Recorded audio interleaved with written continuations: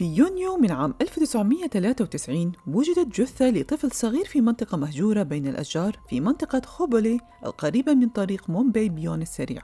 وكشف تحقيق الشرطة أن جثة بتعود للطفل ليبونتي البالغ من العمر سنة واحدة تقريباً واللي اختفى منذ بضعة أشهر. ولكن لم يكن بيونتي وحده اللي اختفى في الفترة ما بين 1990 إلى 1996، بل اختفى كمان العديد من الأطفال من جميع أنحاء ولاية مهاراشترا. وتبقى الأسئلة: لمن تعود جثث هؤلاء الأطفال المدفونة في تلك المناطق المهجورة؟ ما الذي حدث لهم؟ ومن هو المسؤول وراء اختفائهم؟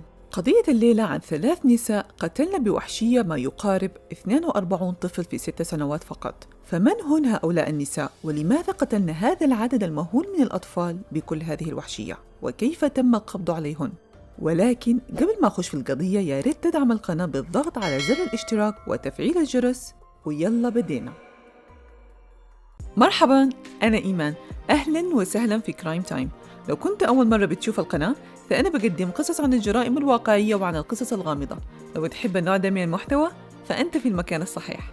ما تنسى الضغط على زر السبسكرايب الموجود في أسفل الفيديو وفعل جرس التنبيهات. ومرحب بك فرد جديد في عائلة كرايم تايم.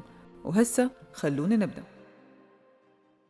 بدأت القضية في عام 1996 عندما تم العثور على جثة بيونتي مدفونة في منطقة معزولة. ولما اكتشفت الجثة لقوا كمان آثار لدماء على عمود كهربائي قريب. وبالنظر إلى حالة جثة بيونتي وعلامات الدم على العمود كان من الواضح إنه في شخص أمسك الطفل من ساقيه وضرب رأسه بقوة على العمود، وكانت دي هي الضربة القاضية اللي أدت إلى وفاته.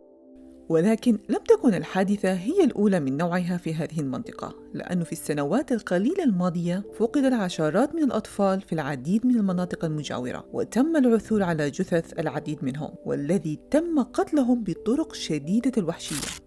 بدأت الشرطة في البحث عن القاتل، ولكن لعدة أشهر من البحث فشلت الشرطة في العثور على أي أدلة أو أي متهم. ولكن بعد الكثير من الجهود عرفت الشرطة أخيراً أن جرائم القتل هذه ارتكبها 3 نساء، وهن سيما جافيد، رينوكا جافيد، وأمهما أنجينا باي. كانت أنجينا باي من أسرة شديدة الفقر من مدينة نشك، واكتسبت عادة السرقة في سن مبكرة جداً. ومع مرور السنوات كبرت أنجينا باي ووقعت في حب سائق شاحنة وأرادت الزواج منه، ولكن رفضت عائلتها هذه الزيجة تماماً. فما كان من أنجينا باي إلا الهروب مع سائق الشاحنة هذا بعيداً لمدينة بوني وتزوجوا هناك. بعد بضعة أشهر أنجبت أنجينا باي طفلة في عام 1973 وأطلقت عليها اسم رينوكا. ولكن بعد عدة أيام من الولادة تركها زوجها وتزوج من امرأة أخرى. وترك أنجينا باي تواجه المشاكل المالية، خصوصاً أن زوجها كان هو العائل الوحيد لها ولطفلتهم. وفي هذا الوضع وبدلاً من كسب المال بالبحث عن العمل مثلاً لإعالة نفسها وابنتها، رجعت حليمة لعادتها القديمة زي ما بنقول بالعامية، وبدأت في السرقة مرة أخرى بنشل جيوب الناس والسرقة من المتاجر والمعابد. وبعد فترة من الوقت دخل شخص آخر إلى حياة أنجينا باي يدعى موهان جافيد. كان موهان جندي متقاعد في الجيش، فقام بالزواج من أنجينا باي في عام 1974. وفي عام 1975 أنجبت أنجينا باي بنت الثانية اللي أطلقت عليها اسم سيما جافيد. وللمرة الثانية وبعد مرور بضعة أشهر من ولادة سيما غادر موهان تاركاً ورائه زوجته والطفلتين ليتزوج من امرأة أخرى. وعادت مرة تانية أنجينا باي للسرقة لإعالة نفسها والطفلتين. وبعد أن كبروا الطفلتين قامت بتوظيفهم في نفس العمل على الرغم من صغر سنهم. ومع مرور السنين سجلت أكثر من 125 حالة سرقة ضد أنجينا باي وبناتها في مناطق مختلفة من ولاية مهاراشترا، ولكن لم تتمكن الشرطة من القبض عليهم أبداً.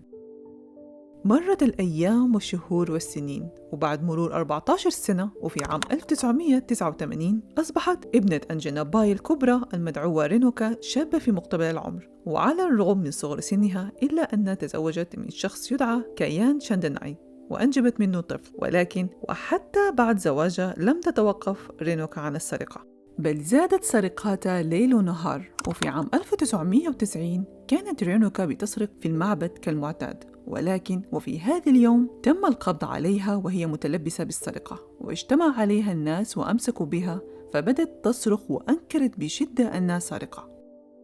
وعلى الرغم من إنكارها إلا أنه ما في زول صدقها، فبدأت بالقسم بحياة ابنها اللي كانت شايلاه، وقالت أنا أم لطفل صغير، كيف ممكن أسرق؟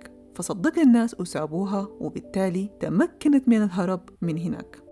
وهنا أدركت رينوكا أنه إذا تم القبض عليها أثناء السرقة وهي تحمل طفل صغير، فسيكون هذا الطفل هو سبيلها الوحيد للخلاص. ومن هذه المرحلة بدأت سلسلة الجرائم. في صيف عام 1990 شافت رينوكا طفل صغير بيتجول بشكل عشوائي في منطقة مهجورة، ولما تأكدت إنه الطفل لوحده انتهزت الفرصة واختطفت الطفل اللي كان يبلغ من العمر 18 شهر فقط.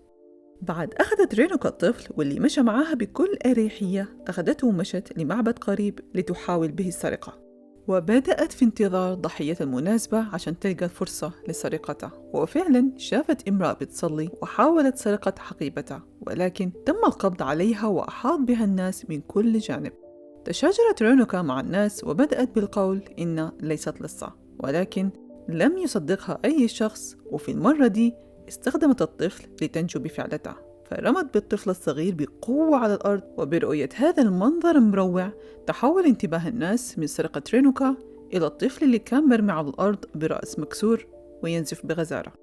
فرفع الناس الطفل ووضعوه في حضن رينوكا وطلبوا منها إن تاخده للمستشفى. وهنا نجحت خطة رينوكا الشيطانية وتمكنت من الهروب من هناك.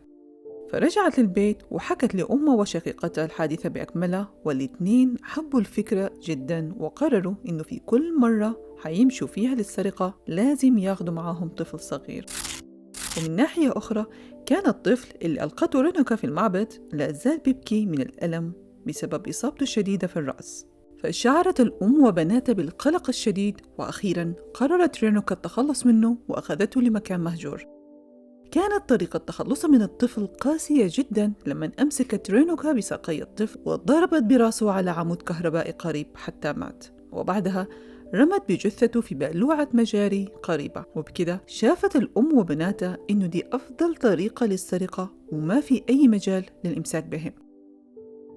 وبهذه الطريقة استمر الثلاثة على اختطاف الأطفال ومن ثم استخدامهم في السرقة والتخلص منهم لاحقاً إذا كان الطفل حيسبب أي مشكلة.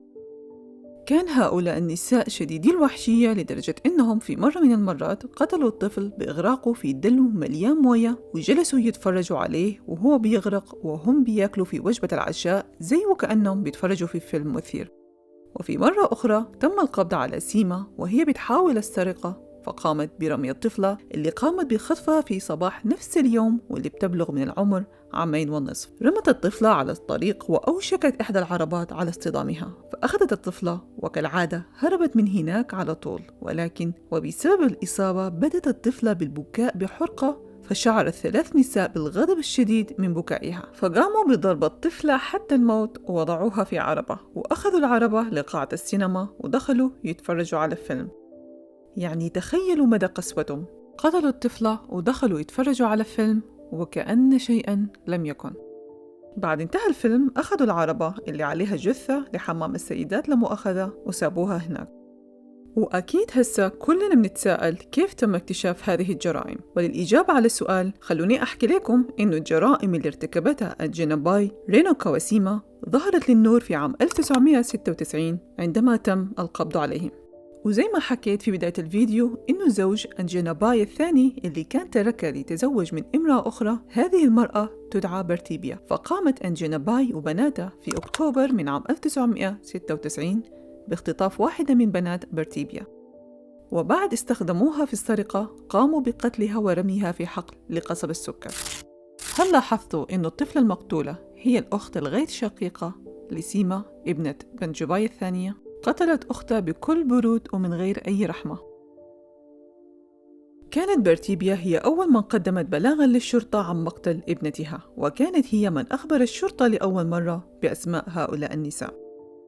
وبعد أن سمعت بنجيناباي وبناتها إنه الشرطة بتبحث عنهم، اختفوا وتلاشوا عن الأنظار تماماً.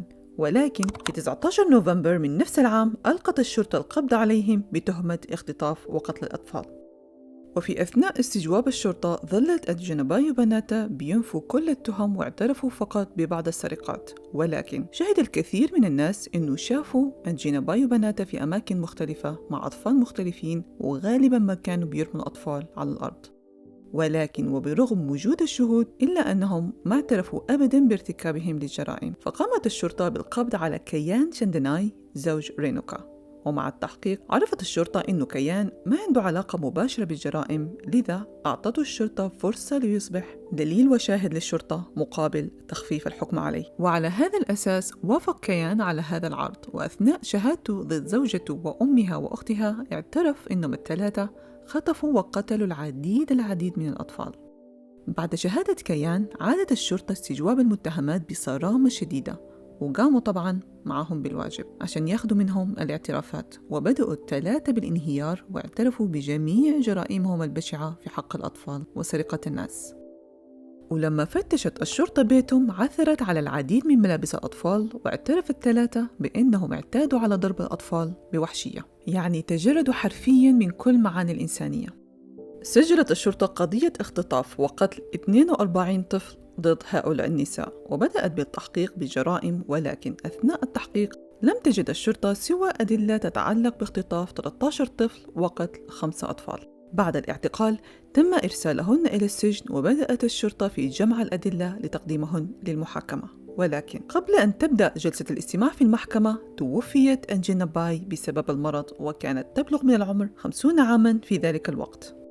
بعد وفاة أنجينا باي بدأت القضية ضد ابنتيها، وأثناء المحاكمة قدمت الشرطة 156 شاهداً للمحكمة، واتهم الأختان باختطاف 13 طفل وقتل 10 أطفال. ولكن في 19 يونيو من عام 2001 وجدت المحكمة أن هاتين الشقيقتين مذنبتين في خطف 6 أطفال بدلاً من 13 عملية اختطاف و10 جرائم قتل.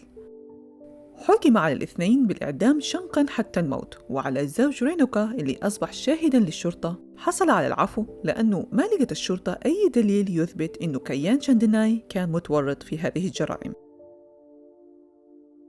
طعنت الأختان في حكم المحكمة، وعقدت جلسة للاستماع في محكمة مومباي في 9 سبتمبر 2004، ولكن تم تأييد حكم الإعدام، فصعدت الأخوات الحكم للمحكمة العليا في 31 أغسطس 2006، وللمرة الثالثة تم تأييد حكم الإعدام.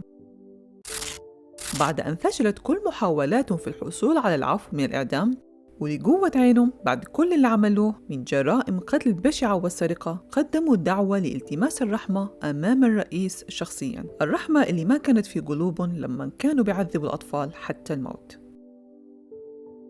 على كل حال قام الرئيس باستئناف الدعوة لتحويل حكم الإعدام إلى السجن مدى الحياة، ولكن في عام 2014 رفض الرئيس في ذلك الوقت برناب مخارجي التماس الرحمة، فقررت هاتان المجرمتان مرة أخيرة الذهاب إلى محكمة مومباي العليا في 19 أغسطس من عام 2014، وقدموا التماساً وكتبوا فيه أنهم حصلوا على حكم الإعدام في عام 2001، ولكن حتى بعد مرور 14 عام لم يتم تنفيذه، على الرغم من أننا نعيش في خوف من عقوبة الإعدام. وباعتبار أنه لم يتم تنفيذ القرار، نناشد المحكمة بتحويل حكم الإعدام الصادر بحقنا إلى السجن مدى الحياة. وبعد عدة أشهر من جلسات الاستماع، وفي 18 يناير 2022 خففت محكمة مومباي العليا حكم الإعدام الصادر بحق سيما جافيد ورينوكا جافيد إلى السجن مدى الحياة. حالياً يقضي الاثنان عقوبتهما في سجن نادا. احتمال في سؤال خطر في بال الكثيرين: ليه وعلى الرغم من استمرار الأطفال في الاختفاء إلا أنه ما كان للشرطة أي تدخل؟ والسبب إنه هؤلاء الشياطين الثلاثة بنجينا باي وبناتا اعتادوا على اختطاف الأطفال الفقراء اللي بيعيشوا في الأحياء الفقيرة، وربما كان هذا هو السبب اللي جعل الشرطة تعتبر إنه من غير المهم البحث عنهم، حتى وصل عدد الأطفال المختفين ل 42 طفل، واحد تلو الآخر. وربما لو اتخذت الشرطة الإجراءات اللازمة من البداية كان من الممكن إنه يكون هؤلاء الأطفال لسه على قيد الحياة، أو على الأقل كان موتهم ما حيكون بهذه البشاعة.